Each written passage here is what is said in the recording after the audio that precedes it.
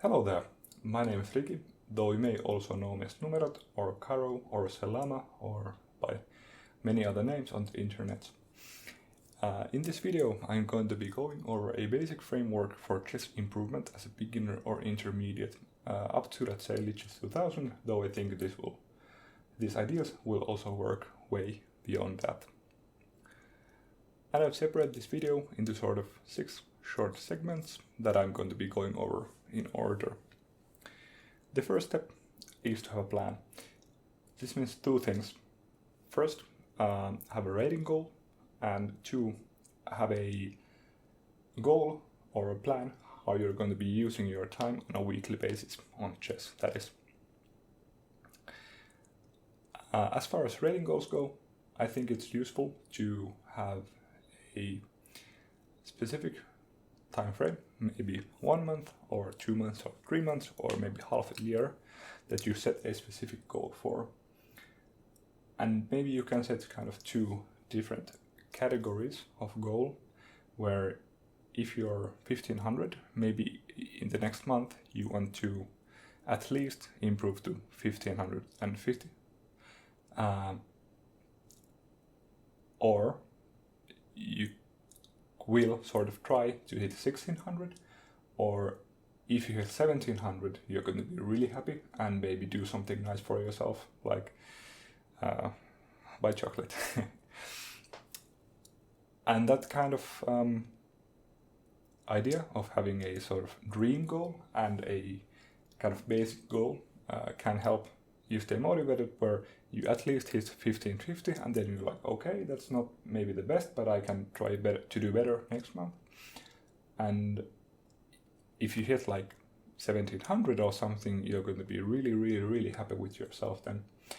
And that's a really nice feeling, and that can keep you motivated and keep you in on the long haul. The second part is having a plan for how you're going to be using your time on chess. And I think it's a good idea to figure out how many times, or rather how many hours you have per week to spend on chess. Maybe it's 2 hours, which isn't a lot, but it's something. Or maybe you have 10 hours or 20 hours. Whatever that amount is, you kind of have to figure out how you're going to be spending that time and in how large chunks you're going to be spending that time. For example, I think absolute beginners should be spending at least half of their time on just playing games, really, and specifically playing long games, which I'm going to be getting into in a bit. And let's say 40% on puzzles, for reasons that I'll get into in a bit again. And the remaining 10 or 15% you can spend on really whatever you like, but maybe studying basic positional ideas, reading book, or looking at some basic opening ideas. And as you get into like 1800, maybe you want to split your time evenly across playing games, game analysis, studying chess, and puzzles. And maybe you can sort of slowly move towards that sort of 4-sector model as you get higher in rating. Having a trading partner is a great idea. Having a coach or a higher rated player that helps you along the way could be a nice idea, though I think coaches are sort of a waste of money, as a beginner at least. Moving on to the next category, long games and game analysis are really important, and long games for absolutely everybody, and game analysis especially for, let's say, Lichess 1700 plus people. We as humans do not really learn from doing things kind of quickly and carelessly. So blitz games and fast rapid like 10+0 really do not help your chess almost at all. You should be playing something like 15+10 or something much slower even, like 30+30 or 45+45. And the reason for that is, even though people think they are finding the best moves in the position, even when they're playing at like blitz pace, They really aren't. And the more you look at the position, the more nuances you find in it. And maybe you can sort of take this position as an exercise and try to figure out, first of all, who is ahead and what should black be playing here. And it initially, like just visually, some people will see, well, this pawn is hanging, let me grab that. But then you realize, well, I mean, black's king is still in the center and castling will be very, very difficult. So maybe that's really not like grabbing random material isn't what you should be focusing on here. And then when you look at it more, you realize, well, e6 is going to be a very annoying move. So I should be focusing on doing something about that and developing my king side. So getting these pieces out of here, if at all possible. And maybe at some point in your thinking, you may think, well, if I play some random move like rook to c8, and he plays e6, I can just capture with my queen. Well, that loses the game on the spot because of this skewer down the e file. So that really doesn't work. And the move that I play here is knight c5, attacking the queen, which isn't by itself useful, except that it gains a tempo for this move. And after black captured, well, I actually didn't play it yet, but the point is that this knight is threatening, or rather protecting the e6 square, which is a crucial square to control. Because if here, let's say again, black played something silly, rook c8, and white pushes and black captures this way, it's just mate in one. So you kind of start seeing these nuances the more you look at the position, and the more you look at the position, the more you learn from it. So long games are the way to go. Game analysis can help you find things like, if you get into this position, you can sort of realize, well, this is a very bad position for black, so let me kind of go back and see like where my troubles began. Well, here you can also, if you look at the opening explorer, see that, which isn't visible on the screen right now, you can sort of see that this isn't such a common move. It's not like losing or anything, but there are like more popular alternatives like c5 and so forth here. And you can just, on your own, try to figure out where you kind of went wrong. And that can be very, very instructive. For example, in this game, I open up the center to gain a pawn, which I really can't hold this pawn. And like I was after a queen trade. If maybe white captures here, I can play this. But white just didn't play that and just castled. And I realized, oh my god, I'm not going to be able to hold on to this pawn. And I'm going to get murdered down the e-file if I don't play very carefully. And game analysis with training partners can be a great learning experience, because you kind of learn like, okay, my training partner was thinking about this and this and this during the game, and I missed this idea and so forth. So yeah, Lichess studies are a great resource for this, and I think that's a very good way to do this. Oh, by the way, do not use the engine before you've analyzed the game completely yourself. The reason you learn so much from game analysis is that you have to think about things, and you have to think about them really deeply. And that is when you learn. You don't really learn anything by having the engine tell you, well, okay, let's see what the engine says here. Well, the best move is knight c5, okay. And then the queen takes, and then this. But you don't really understand about the pressure or like the tension that is in the position this way, and you don't understand it better. You just sort of, yeah, you find the right moves, but you don't understand them at all. So yeah, that's kind of my stance on engine usage. Don't do it unless you're already finished with the game on your own. Then tactics. And beginners don't necessarily understand it, but tactics and tactical play are really what beginner games come down to, and at least should come down to. Because while positional ideas are sort of, to some people, feel like what chess should be about, and I sort of agree with the sentiment, positional ideas mean absolutely nothing if you're down like 2 rooks or something. And the only situation in which you can be comfortably down material is when you're checkmating your opponent. So,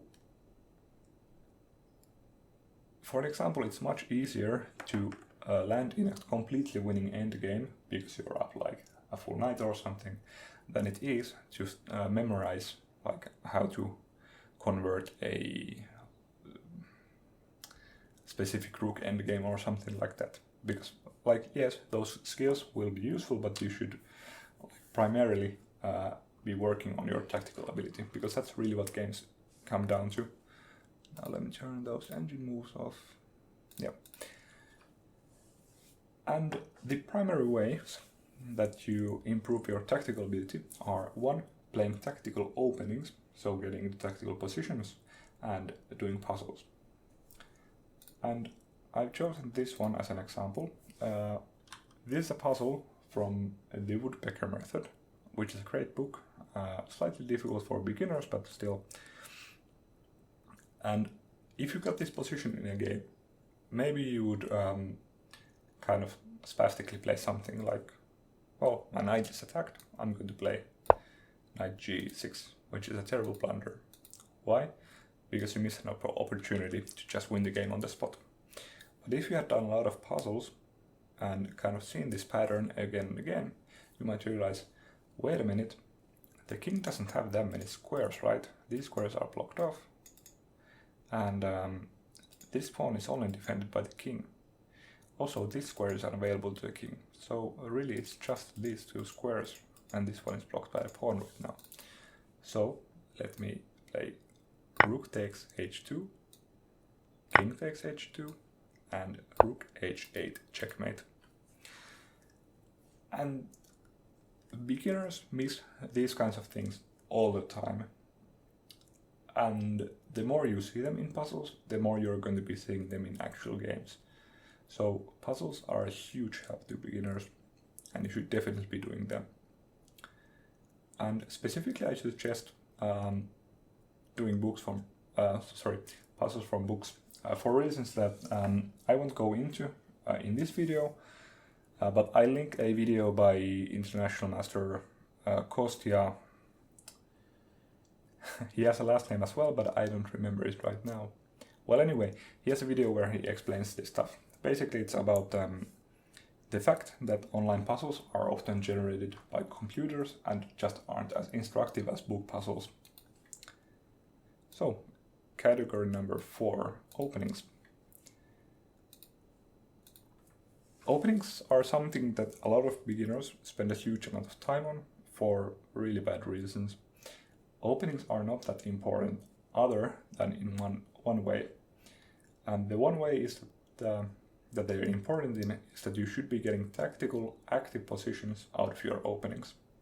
Which is why I personally suggest that beginners play e4, and as black they respond to e4 with e5, because e4, e5 positions are typically rather tactical and active, depending how you play them obviously, but it's a much better bet than something like the Caro-Kann or Perth's defense, or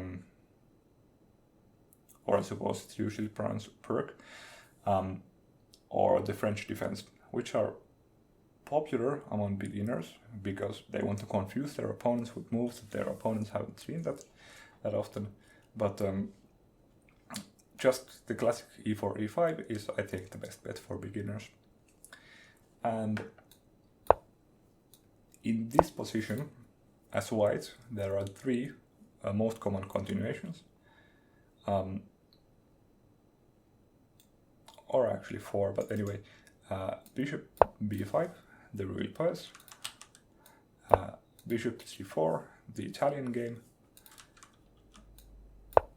pawn to d4, Scotch game, knight to c3, the 3 knights opening, as it's called on Lichess, or 4 knights typically. And out of these, I suggest the Scotch and the Italian, because they are very tactical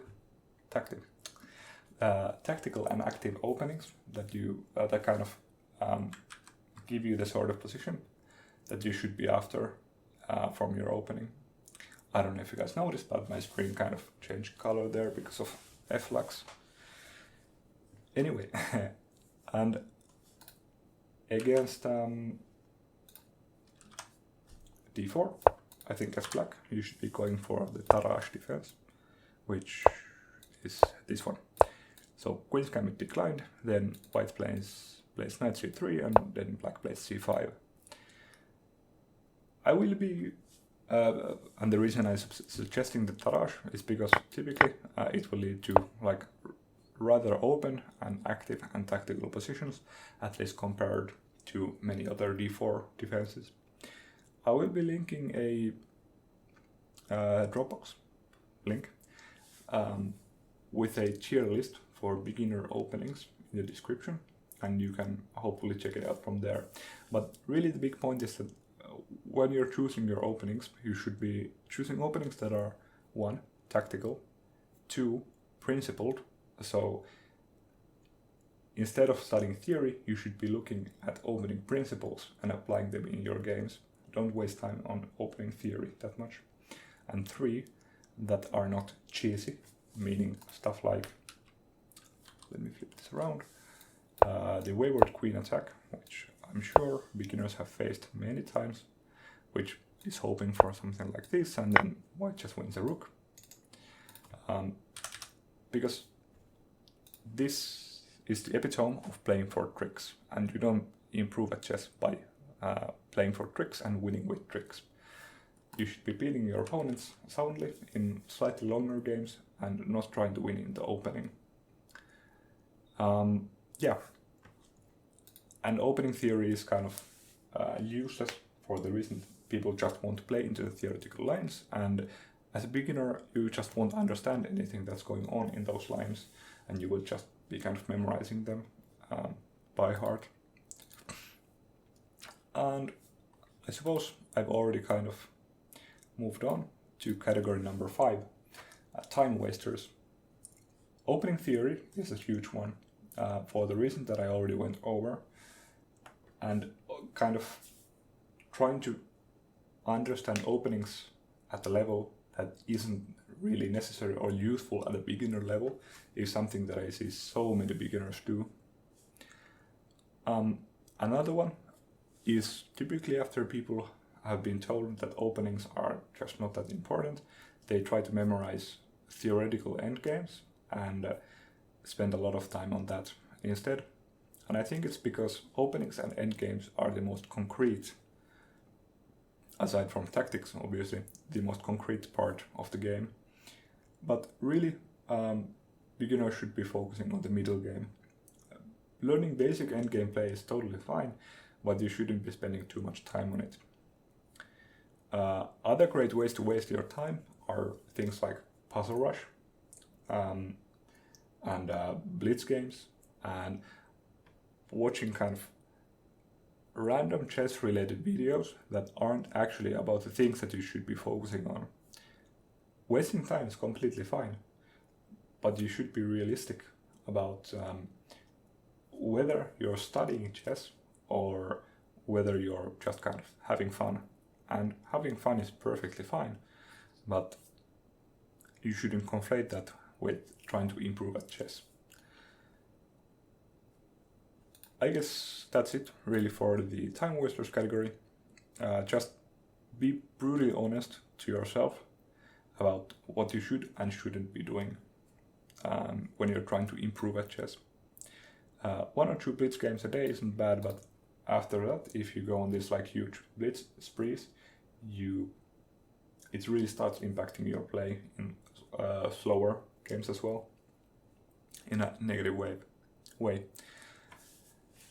Finally, I'm going to talk a bit about books and other resources. I will mostly just be linking these in the description, but I'm going to kind of rattle off a bit about books. I think chess books are really useful to people at, let's say, most ratings. Beginners should especially be looking to get a book on tactics, or specifically a puzzle book. And chess books are kind of separated into two categories, in my mind at least. There's puzzle books that is, and conceptual books. Puzzle books are what it says on the can or chin. Just books with puzzles selected by a stronger player, or even created by them, that are chosen because they are instructive and will help you see those patterns in your game after seeing them again and again in a book. Why is my face red? Well, let's live with that. And then there's conceptual books, which, let me grab one really quick. Here we go. This one is How to Reassess Your Chess, which is the sort of conceptual book that I'm going through right now. And for an example, the idea with this book is that the author, Jeremy Silman, takes games and positions with imbalances. For an example, one player has a better pawn structure than the other one, and the other player has better initiative. And he kind of goes over how each player should be playing these positions and seeing how high-level grandmasters, for an example, handle certain positions. And conceptual books are slightly less useful for beginners, so I think puzzle books are really what you should be focusing on. A great puzzle book for beginners is Manual of Chess Combinations by some Eastern European author who I don't remember right now, but I will be linking it in the description. A Woodpecker Method, this one, is slightly more advanced, or way more advanced, and I don't suggest it to people below like 1700 or 1800 Lichess, but at that point it's a really good puzzle book. Similarly, How to Reassess Your Chess is kind of slightly more advanced material, but as a beginner, something like the Soviet Chess Primer and by Ilya Maizelis, and Best Lessons of a Chess Coach by Sunil Weeramantry, which I'm obviously mangling in pronunciation here, are really good books for beginners. Especially Best Lessons of a Chess Coach has just a ton of very instructive games that are annotated in a very kind of clear and concise and easily understandable way. Moving on, for some online resources, Lichess is a great site. It's the best site to play chess on, in my opinion, and the opinions of many others, and I really suggest it to everyone watching this video if you're still playing on chess.com. It's completely free, it's got great features, and I really like the way it looks too. Another useful site is Chess Tempo, though I think you should be doing your puzzle from books. I'm going to link a video, as I think I already said, in the description, that goes over why books are better than online puzzles. But the Chess Tempo, if you're going to be doing online puzzles, is really the best place that I've found, at least. And then there's Opening Tree, which is a useful site for kind of going over openings. That has a lot of very useful functionalities. For some good YouTube channels, I think easily the best one is Daniel Naroditsky's channel on YouTube, where he has speedruns and some other like game analysis and so forth. Then the Chess Dojo YouTube channel is also very instructive. And Chess Factor is a channel that a lot of people really like, and I really like their content as well. Some very popular content creators that aren't so instructive are Hikaru. Hikaru is entertaining, at least to some people, but just watching him bang out random blitz games will not help you improve at chess. So you can watch him for fun, but don't expect to learn anything from that. Similarly, Gotham Chess has a lot of issues, at least with his opening videos. I think he's kind of taking what beginners really want to hear, especially with openings, and saying like, you're going to win in 6 moves with this deadly opening trap. And he's kind of marketing that to beginners as something they should be looking into, when it really isn't. His tournament recaps are apparently quite good, or some people like them, and maybe you can look into those, but his opening videos are often, well, a bit here and there. And Eric Rosen, a very popular YouTube channel, often isn't that instructive, though his content is very entertaining and I personally really like him. That's it really. I'm going to be linking most of these things that I mentioned in the description. If I forget something, ask about it. And if you have any other questions or comments, please leave them either in the YouTube comment section or hop on my Discord server, which will be linked in the description below, and come say hi. And that's about it. I hope I wasn't too long-winded and explained things clearly. I will be making more videos on these topics in the future, and kind of exploring different things like opening choice for beginners in maybe a bit more depth, and kind of maybe doing something like solving puzzles in a video and kind of going over the thought process. So you can kind of also let me know what you would like to see on this channel. Yeah, that's about it. Thank you very much for watching. Leave a like and all of that. So, bye.